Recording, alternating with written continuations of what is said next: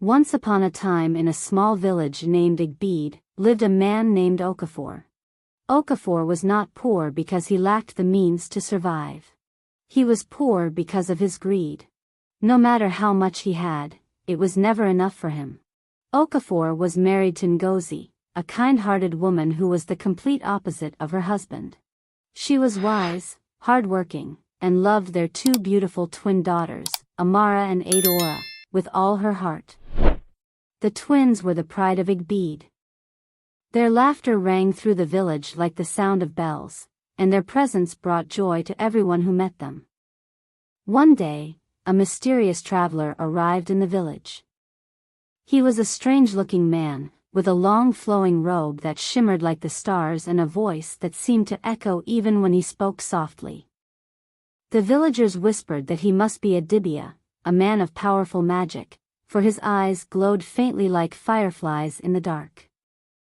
The traveler went from house to house, trading shiny trinkets and mysterious powders for goods. When he reached Okafor's compound, the greedy man's eyes gleamed.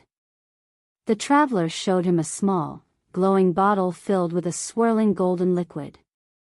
"This," the traveler said, his voice smooth like honey, "is the potion of eternal wealth.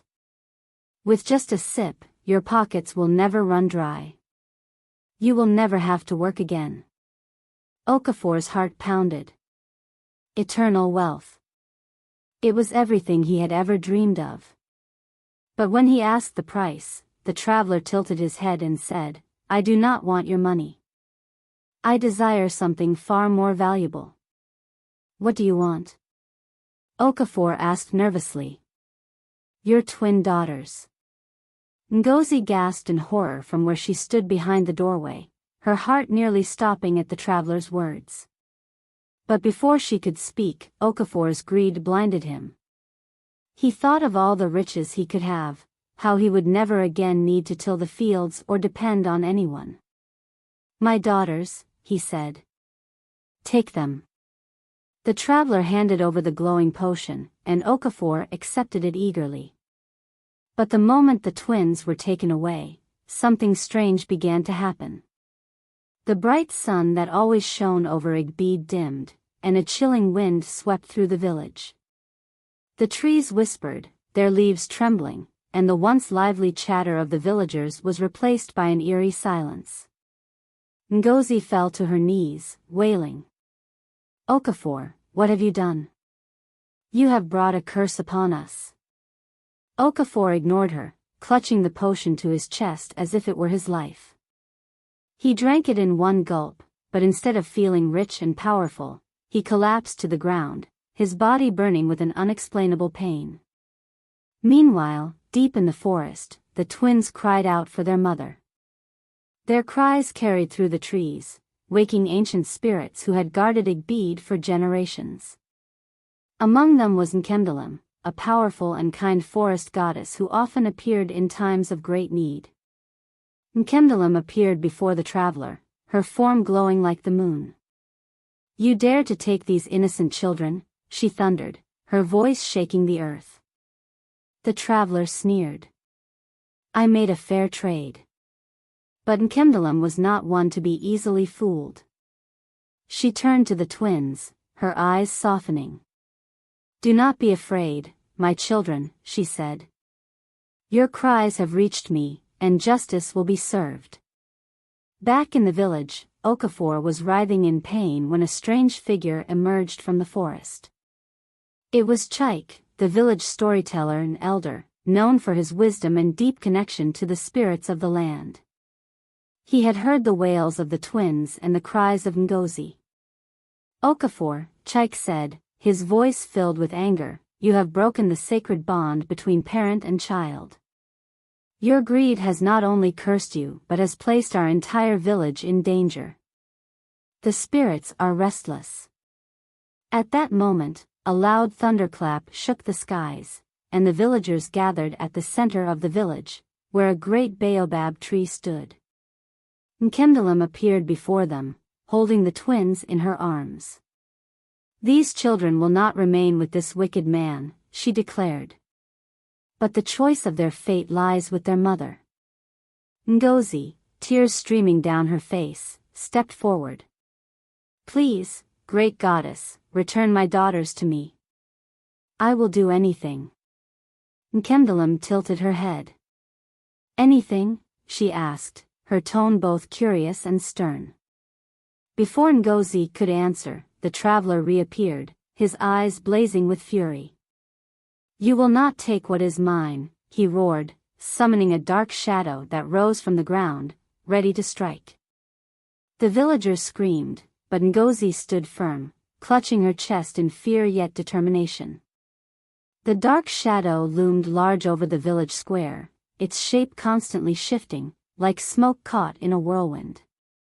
The villagers huddled together, some clutching charms of protection while others whispered desperate prayers to the ancestors. But Ngozi, though trembling, stood her ground. "You will not harm my daughters," she shouted, her voice rising above the chaos. Her defiance seemed to catch even the dark shadow off guard, and for a brief moment, it hesitated. Nkemdalim, the forest goddess, raised her hand, and a glowing barrier appeared around the twins. Her voice echoed like the roll of distant thunder. "Do you think your darkness can match the power of the ancient spirits that guard this land? Traveler, you have overstepped your bounds." The traveler sneered, his confidence unshaken. "These lands may have spirits, but I have secrets older than their roots. And I am owed what was promised." With a flick of his wrist, the shadow surged forward again, its icy tendrils reaching for the barrier. The glowing shield wavered slightly, and the villagers gasped. Nkemdalim frowned, her glowing form flickering. "You are more powerful than I expected," she admitted, her voice carrying a tone of both warning and curiosity. But before the shadow could break through, Chike, the village elder, stepped forward, clutching his carved wooden staff. The carvings on the staff began to glow faintly as he chanted an old incantation. His voice, deep and commanding, carried the weight of countless generations of wisdom. "By the spirits of our ancestors, by the roots of the baobab, I call upon the binding force of truth. Traveler, your lies will unravel before us." The shadow reeled back, and the traveler flinched. For the first time, there was uncertainty in his glowing eyes. The villagers murmured in awe as Chike continued, his chant growing stronger. The carvings on his staff began to shine brightly, illuminating the square and driving back the darkness. Then, from the base of the great baobab tree, a golden light began to emerge. The villagers stared in amazement as a figure appeared within the light. It was an old woman, her hair white as snow and her face lined with wisdom. She was the Igeel, the spirit of the baobab tree, revered as the guardian of truth and balance in the village. "Igeel," the villagers cried, falling to their knees. The Igeel looked at the traveler with piercing eyes that seemed to see straight into his soul. "You came to this land with deceit in your heart," she said, her voice as steady as the earth. "But truth has been called, and it will not be denied." The traveler tried to speak, but his voice faltered. The Igeel raised her hand, and from the ground, roots began to rise, twisting and curling toward the traveler. He stepped back, his glowing eyes darting around as if looking for an escape. "You made a trade based on greed, not need," the Igeel said, her tone firm. "The twins you sought to take are not yours to claim. Return what you have stolen, or face the judgment of this land." The traveler hesitated, his confidence visibly shaken. But then, he smirked, though it was weaker than before. "Very well," he said, raising his hands. "I will release the twins." Suddenly, he flicked his fingers, and the shadow lunged again, this time aiming directly at Chike. The elder staggered back, caught off guard, and the villagers screamed. But before the shadow could strike, Ngozi threw herself in its path. She held up her hands, her mother's love shining brighter than any magic. You will not take anyone else, she shouted.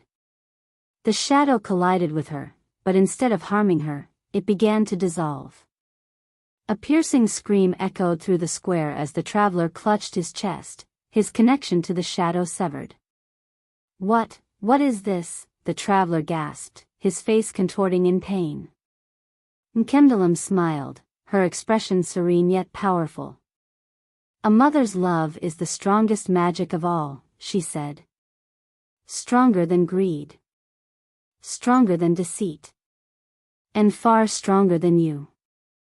The traveler fell to his knees, his power fading. But as the villagers cheered, the Aigil raised her hand to silence them. This is not over, she said gravely. The traveler has been weakened, but his dark magic lingers.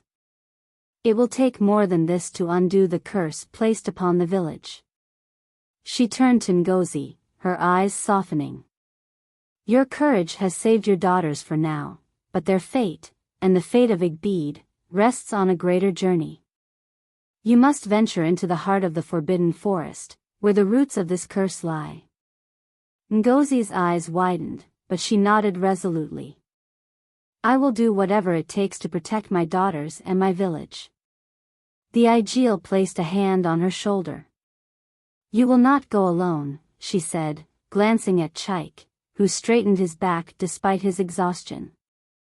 And you will need the wisdom of the ancestors, the guidance of the spirits, and the strength of your own heart. As the golden light of the Aigil began to fade, the villagers looked at Ngozi with a mixture of awe and hope. The twins ran to their mother, clinging to her tightly. Will you be safe, Mama? Adaora asked, her voice trembling. Ngozi smiled, though her heart was heavy. I will do my best, my dear ones, she said. And the spirits will guide me. As the golden light of the Aigil faded completely, an uneasy silence settled over the village square. The air felt heavy, as though the very land was holding its breath. Ngozi looked down at her daughters, their wide, innocent eyes brimming with fear and confusion. She knelt and held them close, whispering softly, I will come back to you. Be brave for me. The villagers began to murmur among themselves, their earlier cheers replaced by worry. Many of them had heard the stories of the Forbidden Forest, a place said to be filled with spirits, strange creatures, and trials no ordinary person could endure. It was a place where even the bravest hunters dared not tread. Chaik stepped forward, his staff still glowing faintly from the encounter. Ngozi, the journey you are about to take is no small task. You will face dangers greater than you can imagine. But I believe in your strength. Ngozi nodded, her face set with determination. I must go. My daughter's safety, the safety of our village, it is worth any risk. The Aigil had left more than her words behind. At the base of the baobab tree, a small wooden box had appeared, glowing faintly. Chaik picked it up carefully and handed it to Ngozi. This is a gift from the Aigil, he said. Its contents will aid you on your journey, but it must only be opened when your need is greatest. Ngozi took the box and held it close. It was warm to the touch, as if alive, and she felt a strange comfort radiating from it. Who will watch over the twins while I'm gone? She asked, her voice trembling slightly. A woman stepped forward from the crowd. It was Auntie Ifioma, the village herbalist and a close friend of Ngozi. I will care for them as if they were my own, she said, placing a hand on Ngozi's shoulder. Go with a clear heart, my sister. Ngozi embraced Ifioma and then kissed her daughters one last time. As she stood, Chaik tapped his staff on the ground, and the crowd parted to reveal a path leading out of the village. The edges of the forbidden forest loomed in the distance, dark and foreboding. You will not go alone, Chaik said, stepping beside her. The spirits have chosen me to guide you, though my old bones may not be much help. He smiled faintly, trying to lighten the mood. But before they could take their first step, a voice called out from the crowd. "Wait!" It was Namdi, a young hunter known for his bravery and sharp instincts. He stepped forward, carrying his bow and quiver of arrows. "I cannot let you face this alone. My arrows are yours, and my strength will stand between you and any danger." Ngozi hesitated, looking at Chike, who nodded. "The journey will be perilous. His skills may save your life." With their small group assembled, Ngozi, Chike, and Namdi began their trek toward the forbidden forest. The villagers watched in silence, their faces etched with worry and hope. As they approached the edge of the forest, the air grew colder, and the trees seemed to whisper warnings. The sunlight barely pierced through the thick canopy, and the ground was covered in tangled roots and soft moss. Strange sounds echoed in the distance, low growls, rustling leaves, and the occasional haunting wail. Namdi lit a small torch, its flickering light barely enough to pierce the darkness.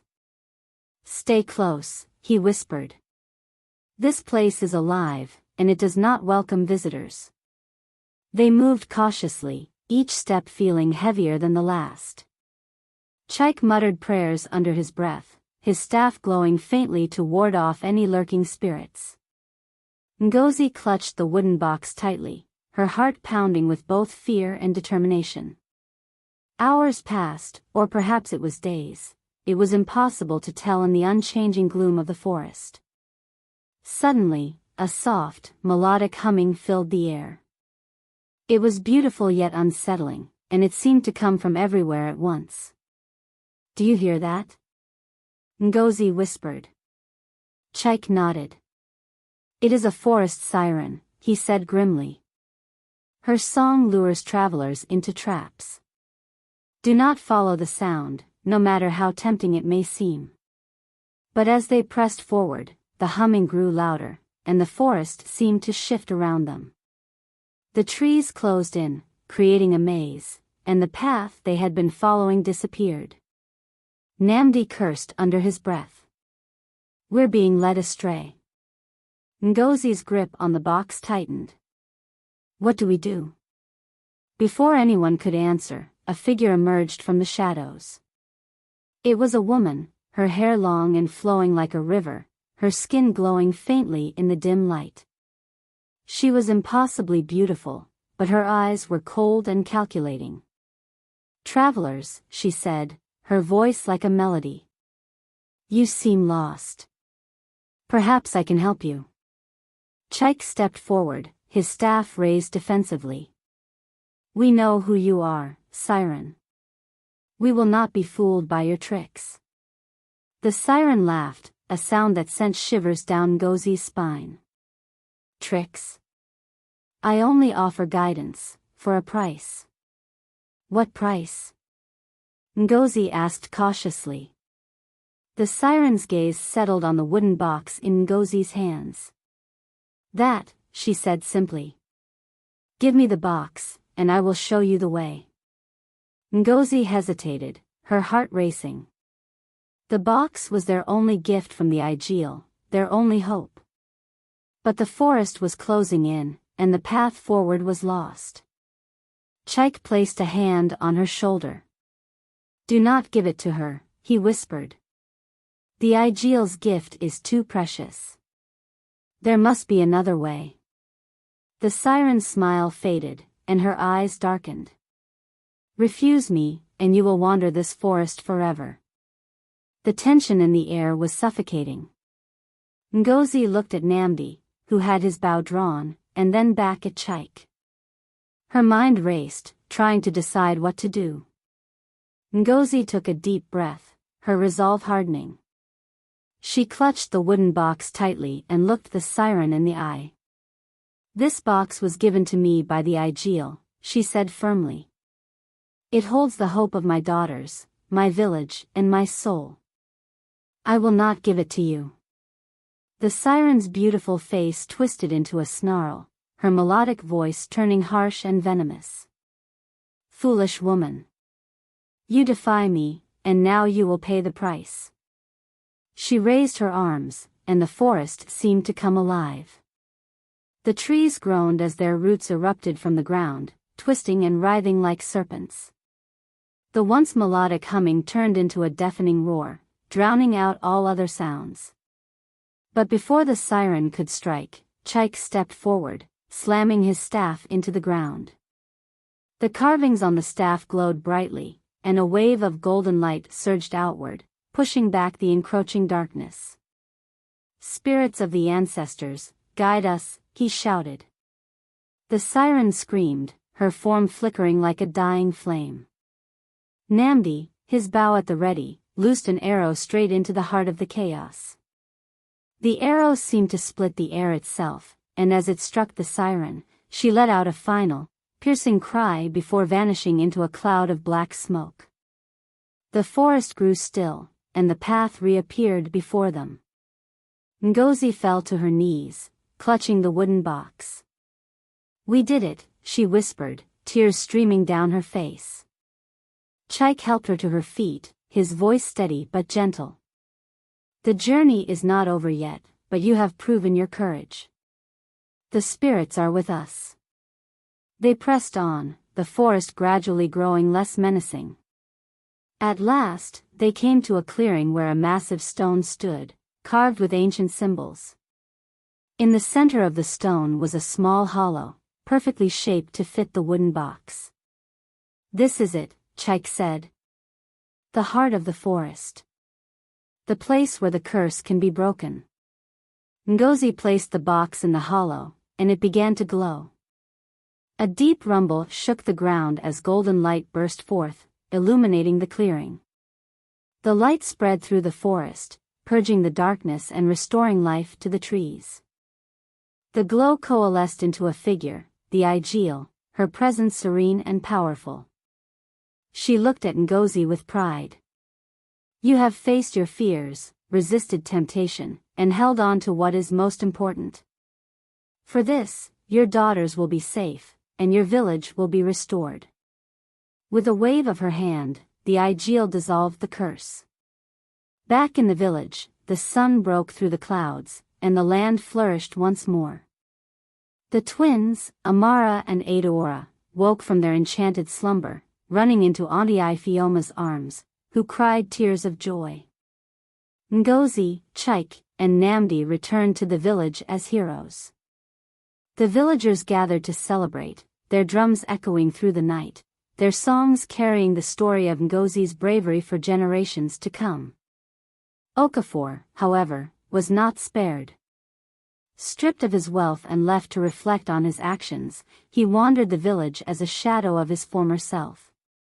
The Igil had decreed that only true repentance and selfless acts could restore his place in the community.